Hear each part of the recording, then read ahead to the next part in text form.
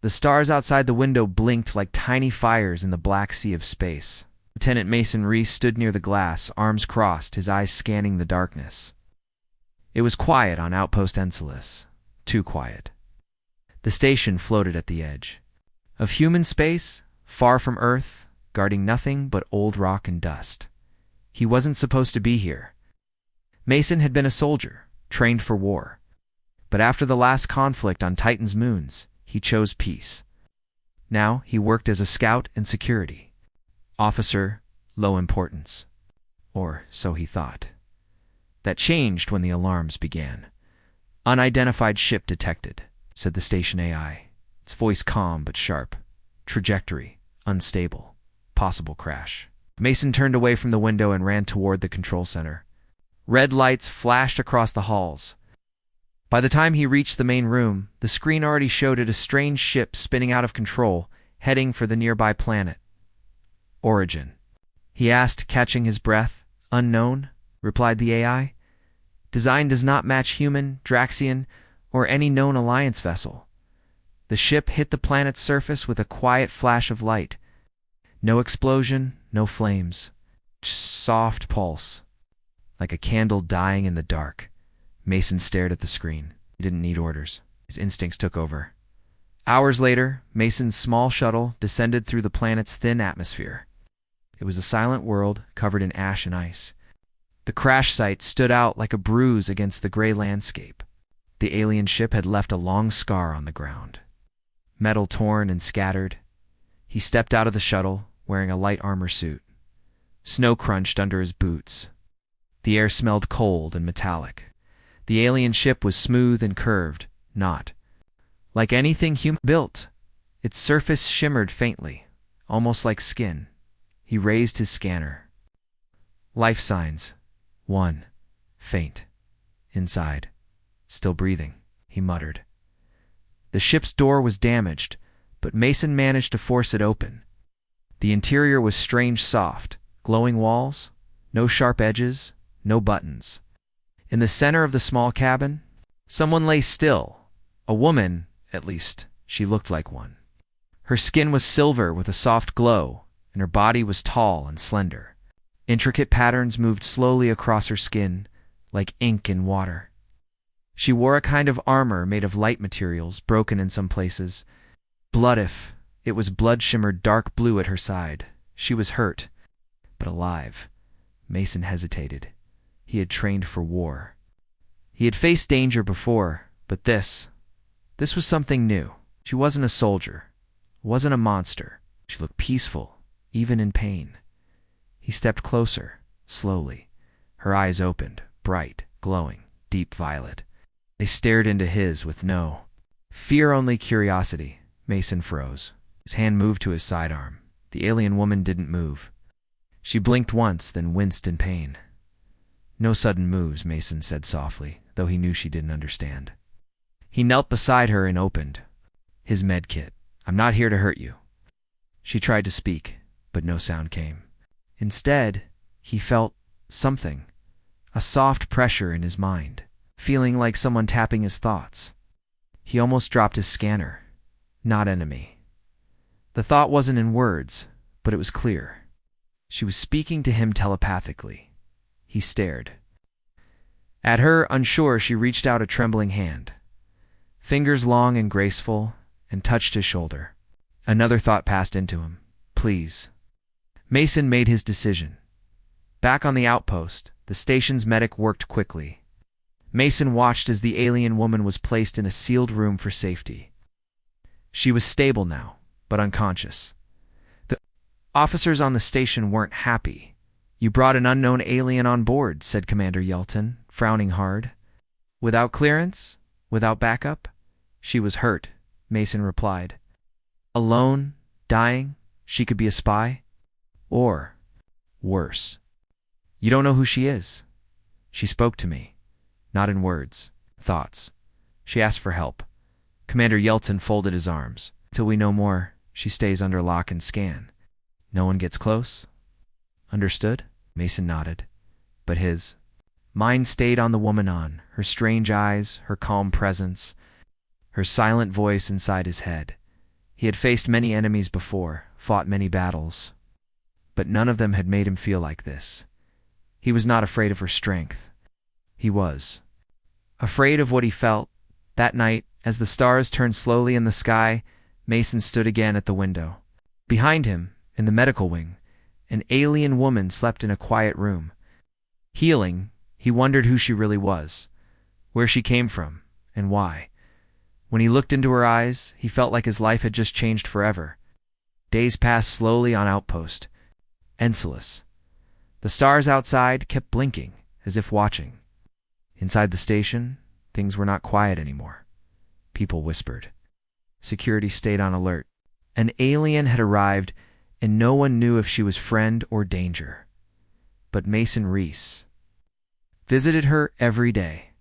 The alien woman was healing. She stayed in the medical wing, separated by a clear wall. Cameras watched her, and guards stood nearby. She never tried to run or fight. She simply rested. She barely moved, but her eyes followed everything. Calm, silent, thoughtful. One morning, Mason brought her food basic station nutrition, soft and warm. He didn't know what her species ate, but it was the best he had. As he placed the tray near the glass, she turned her head. Her eyes met his.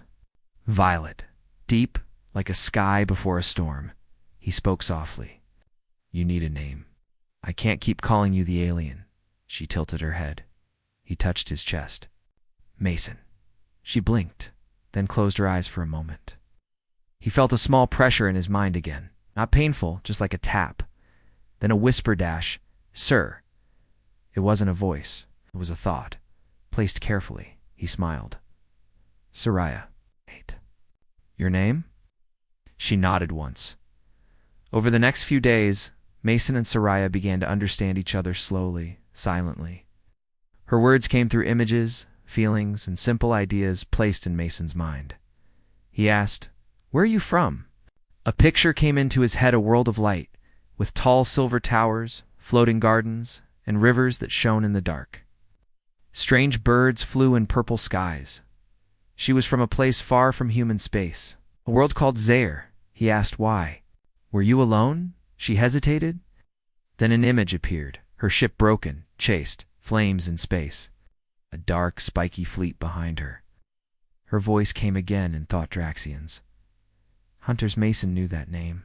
The Draxians were feared across many systems. They raided ships and took prisoners. No one knew exactly why. Some said they harvested DNA. Others believed worse. He felt a chill. You escaped, he said softly. Barely he looked at her. In silence, even with a wall between them, he felt something. Respect, curiosity. Something deeper he didn't want to name yet. Soraya was not just another alien. She was intelligent, strong, calm, and behind her quiet eyes. She carried a heavy past.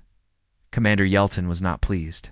You're getting too close, he warned Mason. She's not one of us. She's not a threat, Mason said. She hasn't spoken a single word. She speaks differently. She's trying to understand us. Yelton shook his head. You're letting your feelings cloud your mind. Be careful, Lieutenant. But Mason couldn't ignore what he felt. He had seen many things in his life. War, loss, betrayal. But this Soraya was something new. She had risked nothing, and everything by asking for help. And he had answered. That night, Mason visited again.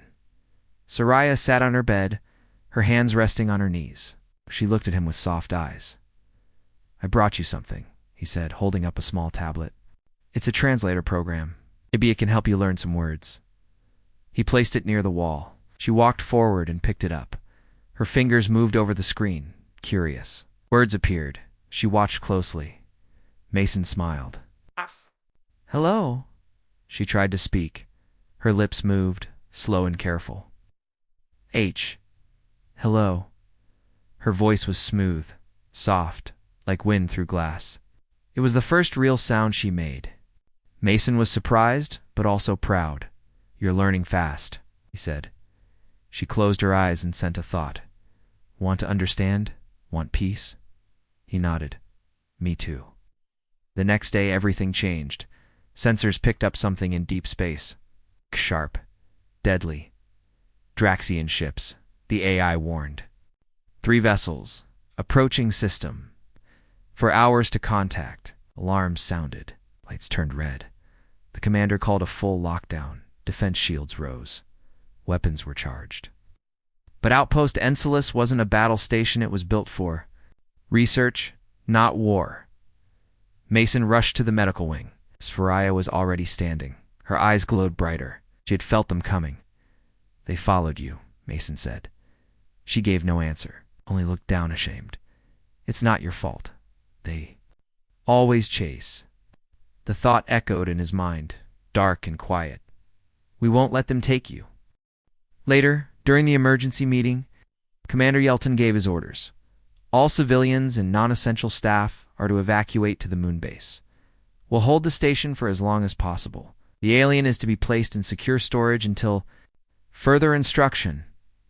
"No," Mason said firmly. Yelton frowned. "Excuse me? She's not a prisoner. She's an ally. She can help." "With what?" "She has powers we don't understand. She's a warrior. Let her fight with us." The room went silent. Finally, Yelton sighed. "If she makes one wrong move, you'll answer for it, Reese." "I understand." As the Draxian ships came closer, Mason led Scifi to the weapons bay. Her armor had been repaired with human tools, but it didn't look right. She moved like a dancer, graceful and fast. She raised one hand, and Mason watched, it amazed as a soft light glowed in her palm.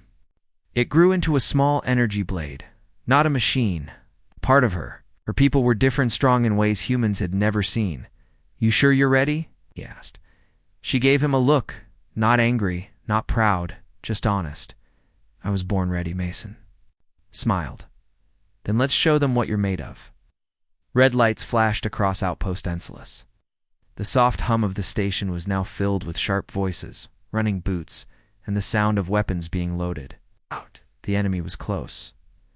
The Draxians were not like any other race humans had met. They did not send messages. They did not ask for peace. They attacked without warning, fast and cruel. Lieutenant Mason Reese stood in the control room, eyes on the screen. 3 Draxian ships were approaching fast. Dark, jagged, and full of weapons. They looked like flying knives in the blackness of space. "They'll be in firing range in 20 minutes, the AI reported. Commander Yeltsin looked tense, shields up. "Charge weapons. Tell the crew to prepare for impact." Mason left the control room and headed straight to the weapons bay, where Scifi waited. She had removed the human-made armor and wore her own again, silver and soft-looking. It wrapped around her like it was alive. The strange tattoos on her skin glowed brighter now. Her eyes were combat serious. Mason handed her a modified human weapon. "Backup, just in case." She looked at the gun, then at Mason, and gave a small smile. "You trust me. Trust you too." The thought entered his mind clearly. Warmly, it gave Mason strength. As the first Draxian ship fired, the station shook. The shields held but barely. Metal groaned, and lights flickered. Mason and Scifi ran through the halls. Explosions rocked the walls. They reached the east hangar, already breached. Smoke filled the air. Draxian soldiers were inside. The Draxians were tall and armored. Their faces were hidden behind sharp helmets. Their weapons were cruel blades mixed with plasma. They moved like wolves. Mason raised his blaster and fired. One Draxian fell. Another charged. Before he could shoot again, Scifi moved. She didn't run. She flowed. Her arm lit up, forming that glowing blade again, the clean, bright slash. She brought down the Draxian. Her movements were fast, silent, almost like dancing. She dodged and struck, never wasting energy. The human soldiers behind them stared, stunned. Some had never seen an alien before. They were watching one fight by their side. "She's with me," Mason shouted. "Cover her." Together they pushed back the first wave. Back in the control room, Commander Yeltsin was watching everything through the cameras. "This is unbelievable," he muttered. "She's holding back the Draxians better than our soldiers." "Sir," said the Technician, enemy ships are regrouping. They're preparing to board again. They're not giving up. Yelton clenched his fists. We need more time. Prepare the self-destruct, just in case. Mason and Soraya cleared another hallway. Smoke and sparks filled the air. Bodies lay still. Behind them, the station was bleeding. How many more? Mason asked. Soraya closed her eyes. A soft hum came from her like music no one else could hear. When she opened her eyes again, they were brighter. 2 groups. South deck, 1 near command. Mason nodded. We'll go together. You go. Is Save your people. I'm not leaving. You? Soraya stepped close. She placed her hand on his chest. You have heart. They follow you. You must lead. I will fight. Mason looked into her eyes. They weren't just glowing, they were full of something else. Honor, courage, maybe something more. Don't die on me, he said. She gave a small smile. Not today. Mason rushed to the command deck with 2 soldiers. Soraya went alone toward the lower decks. The halls were full of smoke and flashing lights. Every step was a risk. At the command deck, Mason found the team under attack. A group of Draxians had broken through the outer wall. Yeltsin was behind a cover panel, firing wildly. Mason joined the fight, taking down 2 enemies. Then he spotted the leader, a larger Draxian with dark red armor and a cruel-looking weapon. It fired a wide blast, cutting through walls like paper. Mason ducked behind a console. It can't hold this much longer. Then we die with thee. Station! Yelton shouted. No, Mason said. We survive. Together. He looked around, saw a weak spot in the ceiling above the Draxians. Cover me! He climbed up a side panel, crawled into the ceiling vent, and dropped down behind the enemy line. With fast aim, he fired into the red-armored Draxian's back. The blast was strong but not enough. The Draxian turned, roaring in anger. Suddenly, a silver flash cut through the smoke. Sir, she appeared like a ghost, her blade spinning in light. She jumped and struck the red-armored warrior from behind, slicing deep into its armor. Together, Mason and Soraya finished the fight. The room fell silent. After hours of fighting, the Draxian ships finally retreated. They had lost too many troops. The station was damaged, but still alive. Yeltsin stood among the wreckage, breathing hard. They'll be back. This was just a taste. Mason looked at Soraya, who stood quietly near the broken wall. Her skin dimmer, now tired, but still strong. I don't think they were after the station, Mason said. They were after her. Soraya gave a slow nod. I escaped. They follow. Always. Why? Mason asked. What do they want from your kind? She paused.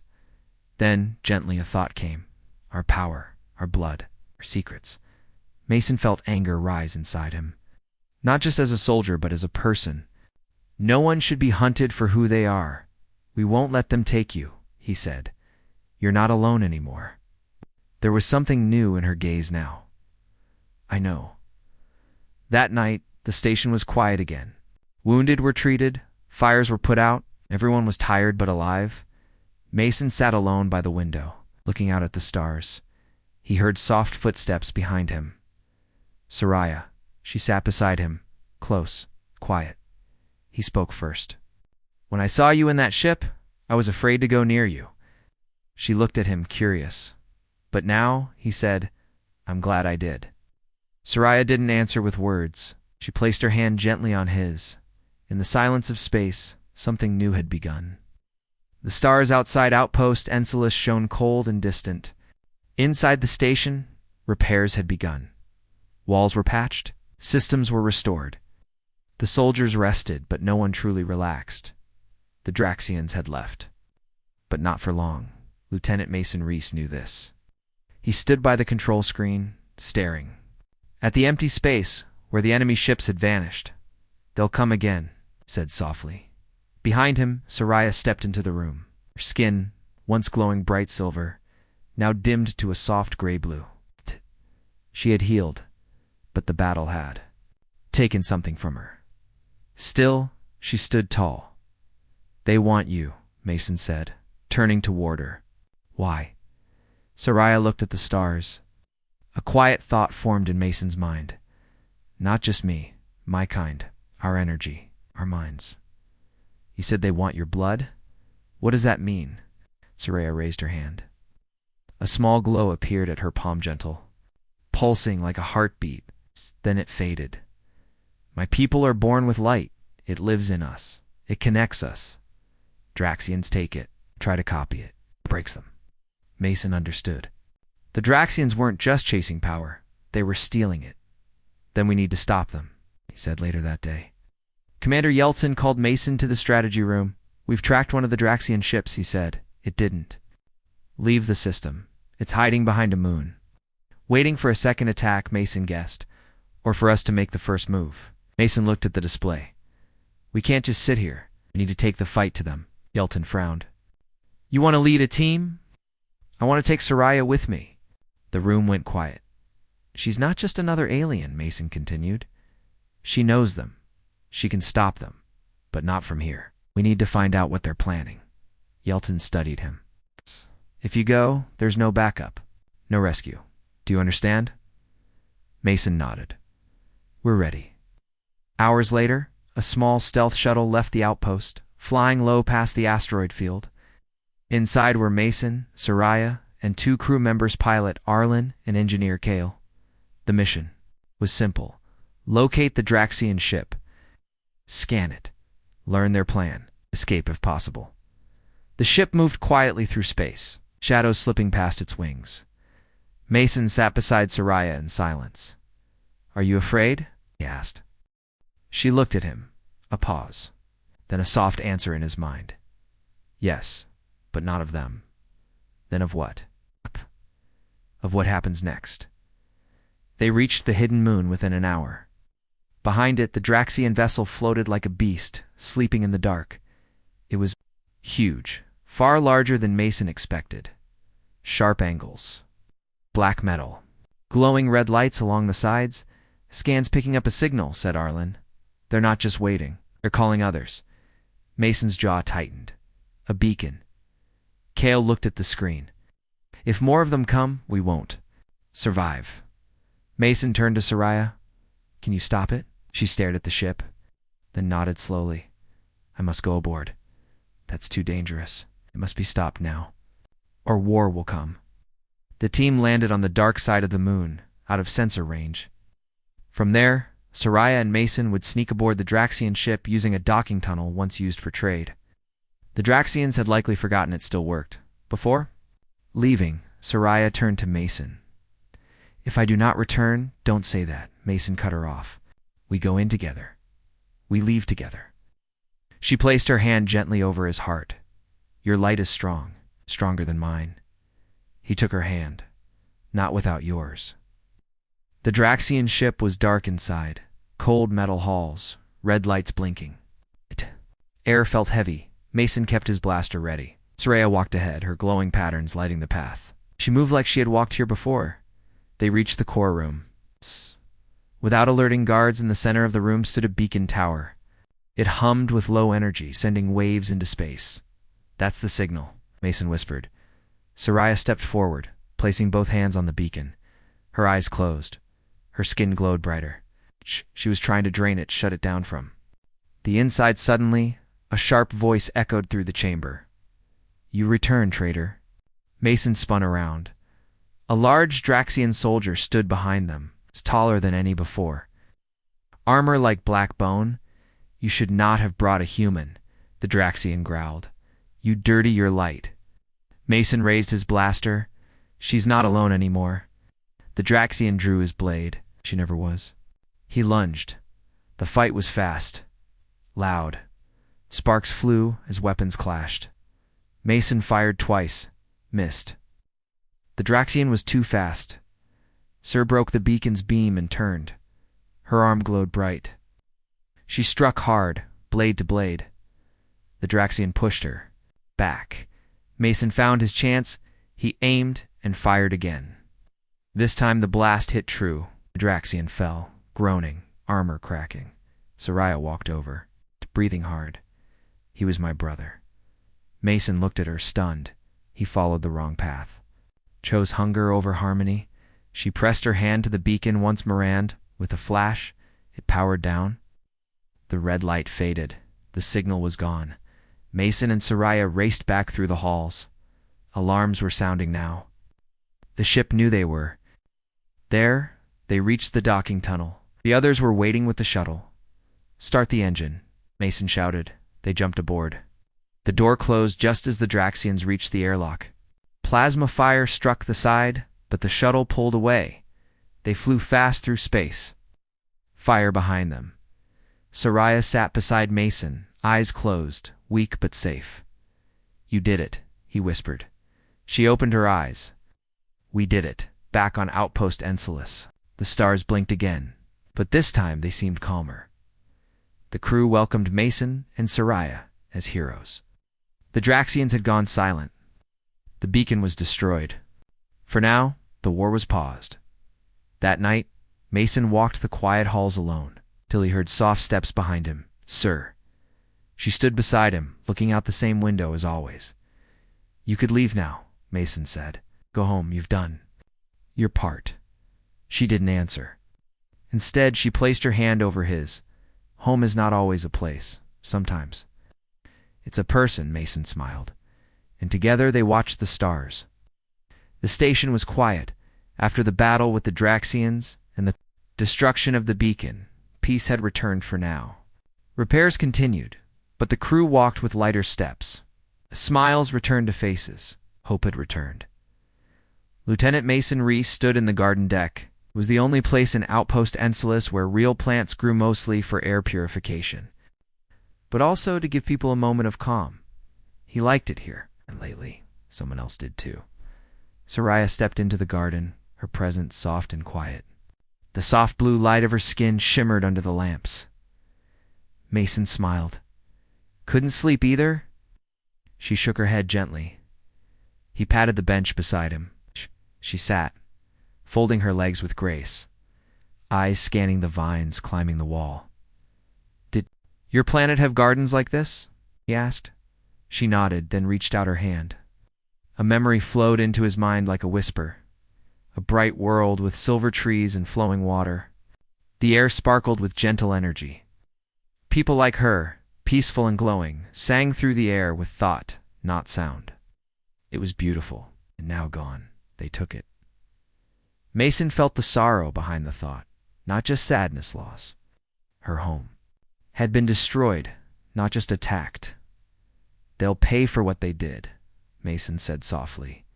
Sariah turned to him, not with war, with peace, with protection.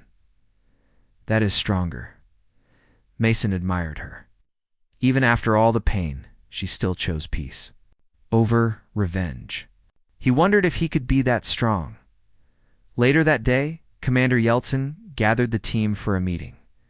The Draxians had gone silent. He began. No new movement, no transmissions, no signals. Kale the engineer frowned. "Not good. When they're quiet, they're planning." Yeltsin nodded. "Exactly, we believe they are regrouping and building something." He tapped the screen. A hologram appeared, Dan asteroid belt with strange readings. An energy spike was found here. Too large for mining. Too focused. Mason stepped forward. "A weapon. Something worse," Yeltsin replied. "We're sending a scout team."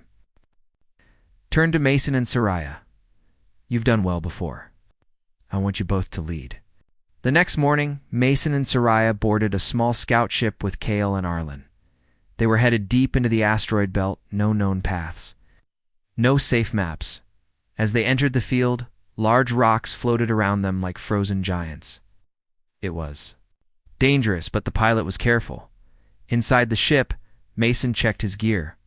Sariah stood nearby, quiet, focused. He looked at her and said, "You don't talk much, but you say a lot." She tilted her head, curious. He smiled. "When you speak in my mind, it feels like more than just words. It feels like I'm hearing your heart." Sariah looked at him deeply. She placed her hand gently near his face, not touching, just Close, you do. As they neared the center of the belt, the ship began to shake. Something's pulling us in. Arlen shouted, Kale, check the systems. Gravitational trap. Artificial. Hang on. Arlen pulled the ship hard to the left, dodging a spinning boulder. But the pull grew stronger. Out of the shadows, structure appeared. Not a ship. A station. It floated in silence, built into the largest asteroid. Dark metal, glowing red lines, and towers rising like claws. Mason stared. It's a base. Kale cursed under his breath. That's no beacon. It's a factory. Soraya stepped forward. Her eyes glowed brighter. They are making more new soldiers. Clones. Using stolen light. Mason felt a chill. Your people's energy? They're turning it into weapons. Soraya nodded slowly. Mason turned to the others. We can't fight that alone. We need to get out and report back. But before they could turn, a beam struck their ship. Systems. Failed. Lights flickered. They've got us, Arlen yelled. We're being pulled in. The ship shook violently. Then everything went dark. Mason woke to silence. Cold metal under him, he blinked and sat up. They were inside the Draxian station. The others were beside him, still unconscious. Soraya lay closest. Her glow was dim to dim. He crawled to her side. Soraya, wake up. Drain me here. Her voice in his mind was weak. Fading, Mason gripped her hand. No, don't let go. Stay with me. Footsteps echoed. Draxians. 3 guards stepped into the room. One of them carried a strange device, glowing with soft, stolen light. Soraya's light. Mason stood, fury in his eyes. He wasn't a match for them, but he wouldn't run. You don't get to take her. The lead Draxian raised his weapon before he could fire. A wave of energy blasted from the side. Boom. Kale had woken and rigged. A small grenade from the toolkit. Smoke filled the room.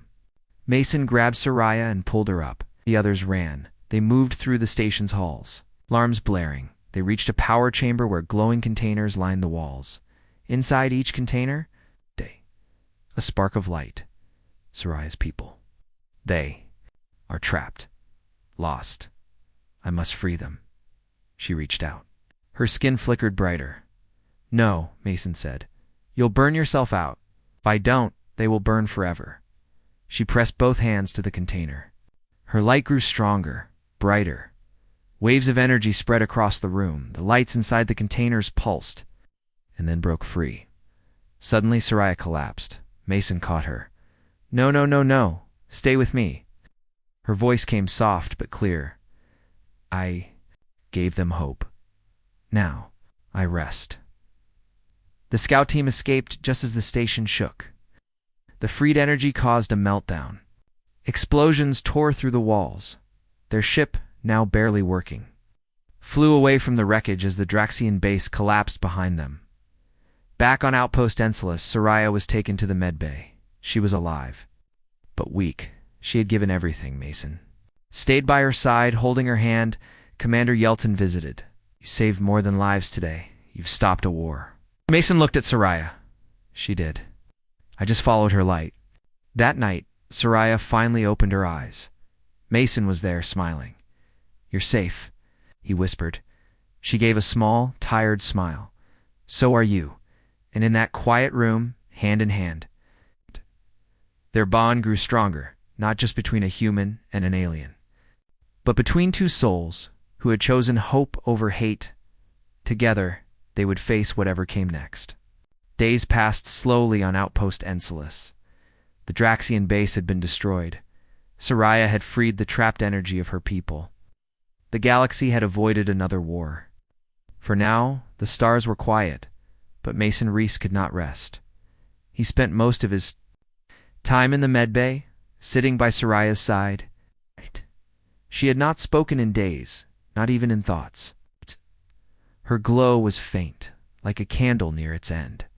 She used too much of herself, Dr. Elin explained.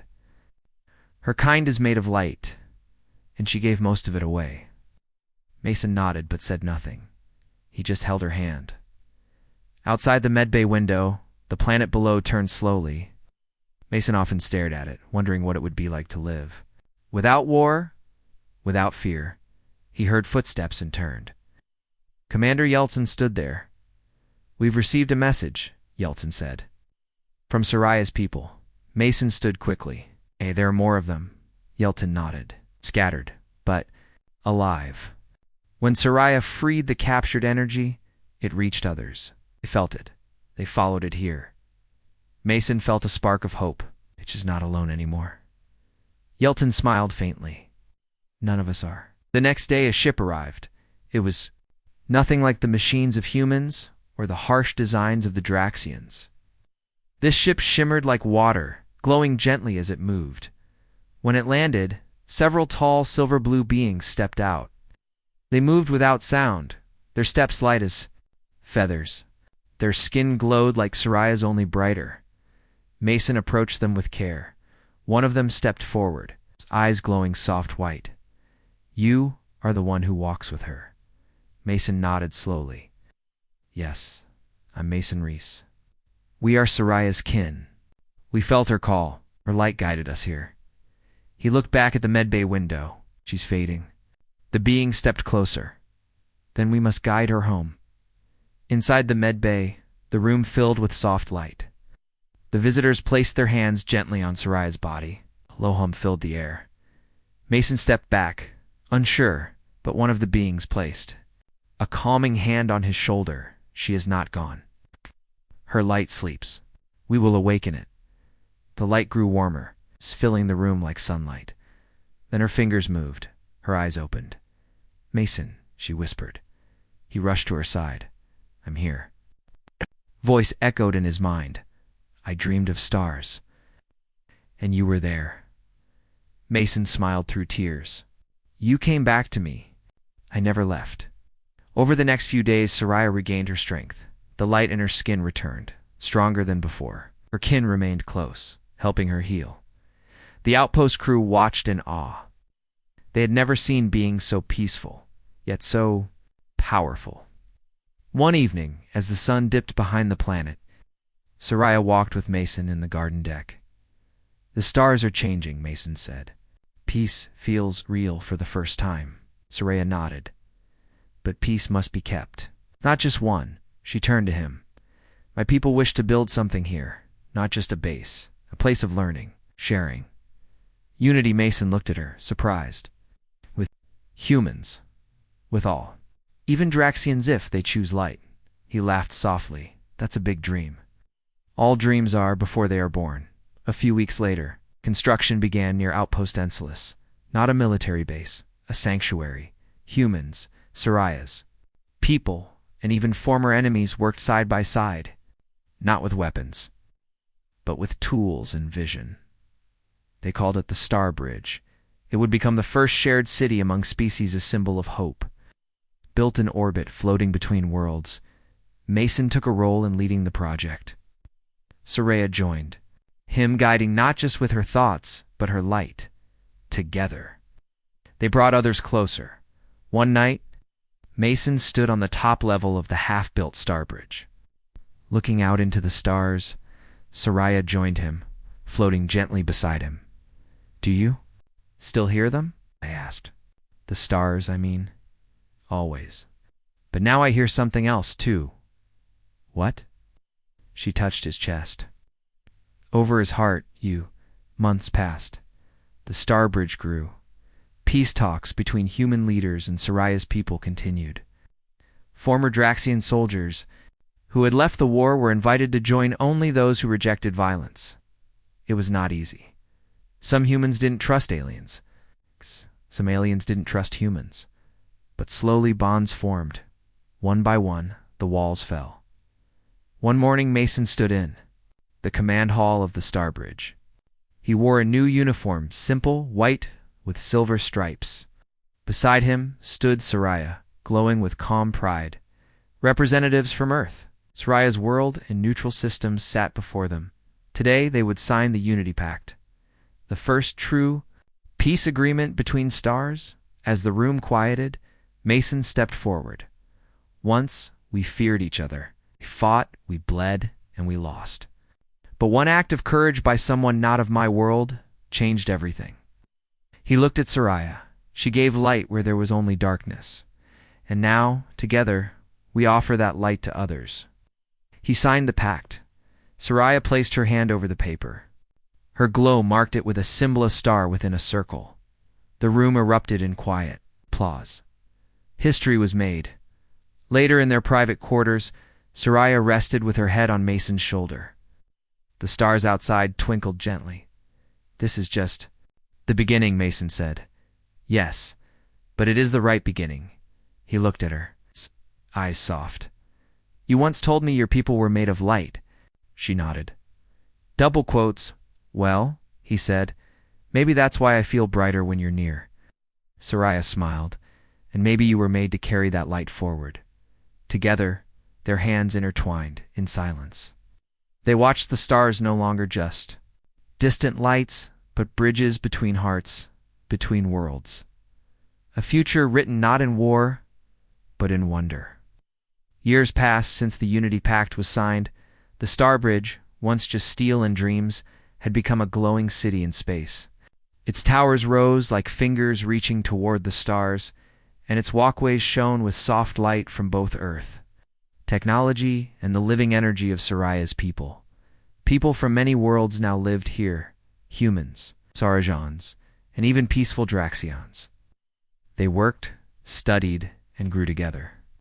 They no longer looked at each other with fear, but with hope, and in the center of this peace stood two figures who had begun it all. Mason Reese, Soraya of the Light, born now, partners, leaders, and more, in a quiet garden floating inside one of the Star Bridge's domes. Mason walked with two small children, one boy, one girl. They laughed as they ran between glowing flowers and floating lights. The boy had bright green eyes like his father, but his skin shimmered softly with light. The girl had Soraya's calm glow, but her smile was full of human mischief. Mason knelt beside them. "All right, little stars, time to go see your mother." Both cheered and ran ahead. Soraya waited for them near a large crystal tree in the heart of the dome. She was dressed in simple white robes, her glow soft and warm. The children ran into her arms. She held them gently. Mason joined them.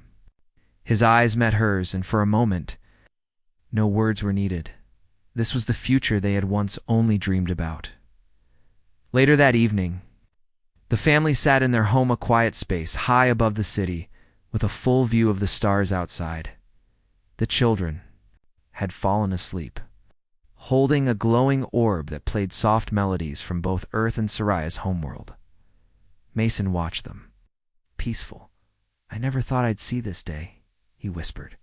Soraya looked at him, her expression full of quiet.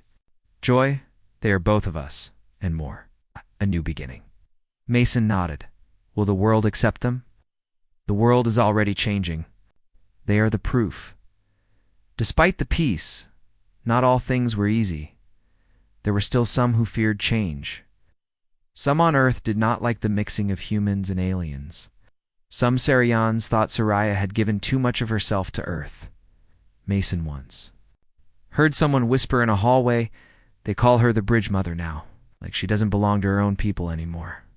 But Soraya never answered hate with anger. She answered it with light.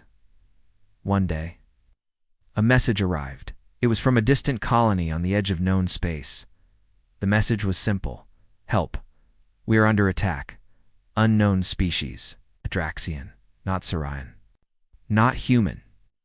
Commander Yelton, now head of the Starbridge Peace Council, called Mason and Soraya to the main chamber. "We don't know who they are," he said, "but they're strong, fast, and not interested in talking." Mason looked at Soraya. "What do you think?" She closed her eyes. Her light flickered briefly. "They are lost, confused, not evil, but hurting." Yelton raised an eyebrow. "You can feel that." Soraya nodded, like a broken melody across space. "I must speak to them once again." Mason and Soraya boarded a scout ship just like the one from years ago, but this time they weren't alone. They brought a team made up of humans, Sorayans, and even one former Draxian named Thal. The children stayed behind under the care of trusted friends. As they flew through space, Mason looked out the window. "So much has changed," he said softly. Soraya placed a hand on his, and still. "We walked the same path." Together, they reached the colony after 3 days. The unknown ships were still circling the skies, not attacking, but not leaving either. Mason opened a communication line. "This is Starbridge 1. We come in peace. We wish to talk." There was silence. Then a strange, broken signal replied, "Who are you?" Soraya stepped forward, closing her eyes. "I am Soraya, of Light of Peace. I understand pain. We offer understanding." A long pause followed. Then, enemy ships powered down. One of them slowly landed. From it, a being stepped out, tall, gray-blue skin, wide black eyes. It looked tired and afraid. Soraya stepped forward alone. No weapons. Just light. She placed her hand on her heart. And a soft glow spread. The alien mirrored her gesture. They touched hands. The Starbridge. Team learned that this species called the Ellerin had fled a war across another galaxy. They had lost their home, and in fear became silent wanderers. They thought all others would attack them. But Soraya's light calmed their fear. A treaty was signed soon after. The Ellerin would have a new home in the far reaches of the Unity Zone. And, once again, peace was chosen. Back on the Starbridge. Mason and Soraya returned to their children. The little boy ran into Mason's arms. "Papa, did you stop the bad guys?" Mason smiled. "They weren't bad, just scared, like we all are sometimes." The girl looked at Soraya. "Mama, were they like us?" Soraya smiled and lifted her gently. "Yes, little light. They are different. But they are family now." Years later, the children grew up strong and wise. The boy, named Kale, after Mason's friend, became a peacekeeper half-warrior. Half-diplomat, the girl named Lyra became a teacher, sharing stories of light, peace, and unity across worlds. One day, they stood beside their parents on the edge of the Starbridge garden, looking out at a sky full of ships, not warships, but explorers, travelers, and teachers. Lyra looked at her brother.